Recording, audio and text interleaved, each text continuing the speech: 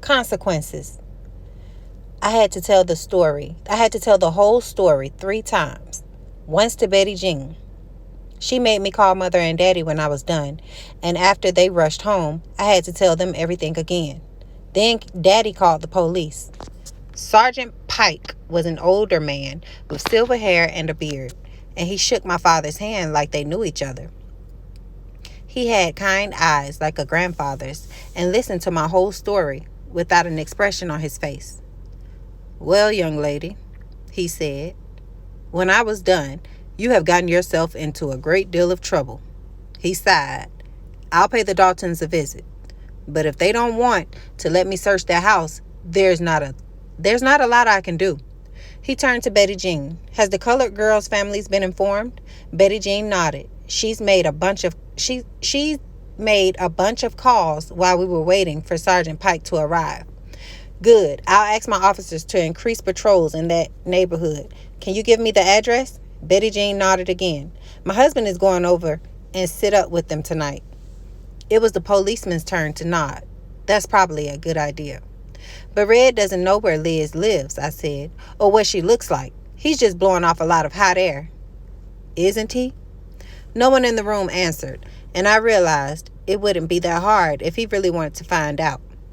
Even though I was at home with my parents and a police officer, I suddenly felt scared.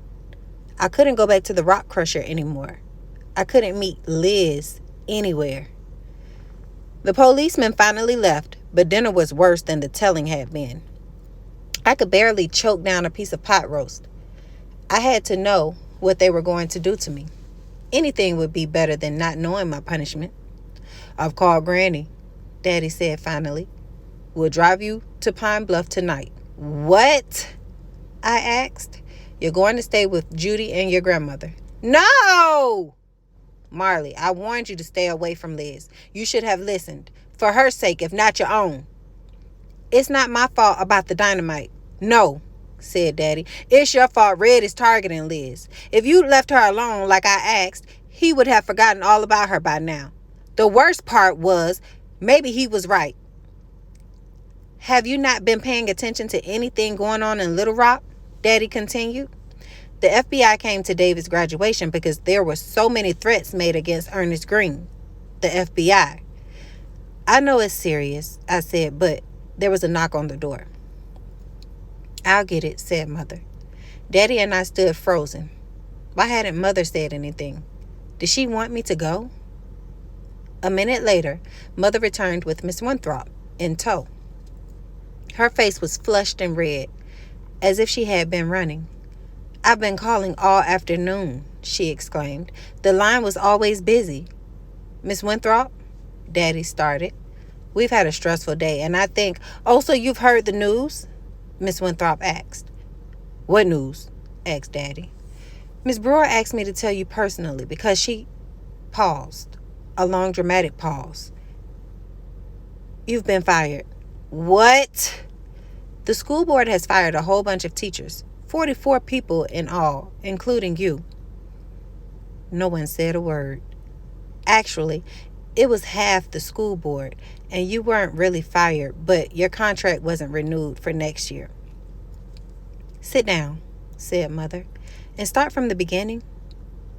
Miss Winthrop drank half a pitcher of tea and ate a sandwich as she filled us in. The school board had been having a normal meeting. They were supposed to rehire all the teachers for the upcoming year.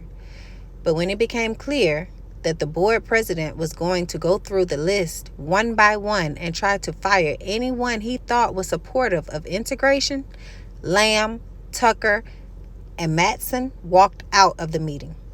"Why they do that?" I asked. They'd been told by their lawyer that without them there would be no quorum and all the teachers would be automatically rehired. But then, after lunch, those still there, McKinley, Rowland, and Laster, declared themselves as quorum and started firing 34 teachers, 7 principals, and 3 secretaries, including Mr. Shelton from Horace, Maine, and Vice Principal Powell from Central, and Principal Wood from Forest Park Elementary. And me," said Daddy quietly. And you, Miss Winthrop agreed. Is that legal? Asked Mother. I don't think so, said Miss Winthrop. But they did it, and I don't know who is going to stop them. Before I left, I stood up and asked, why are they being let go? I knew the answer, of course. Every single person on it is a supporter of integration. But I wanted to make them say it. McKinley just cut me off and said there was no time for discussion. Miss Winthrop wiped her mouth. Thanks for the meal. I hadn't eaten all day. The Forest Park PTA meeting tonight at 7 the Forest Park PTA is meeting tonight at 7 to discuss the firings. I hope you all be there. Now, if you'll excuse me. Mother walked her to the door. I sat by Daddy at the table. He looked completely stricken. I'd never seen him so defeated. I'm sorry, Daddy. He shook his head. What are we going to do? We, said Mother firmly, walking back into the kitchen, are going to that meeting. I was president of the Forest Park PTA, and I have a few things I want to say. I didn't usually see Mother like this, confident and in charge. It was nice. What about Pine Bluff? I asked. Pine Bluff, said Mother, is going to have to wait.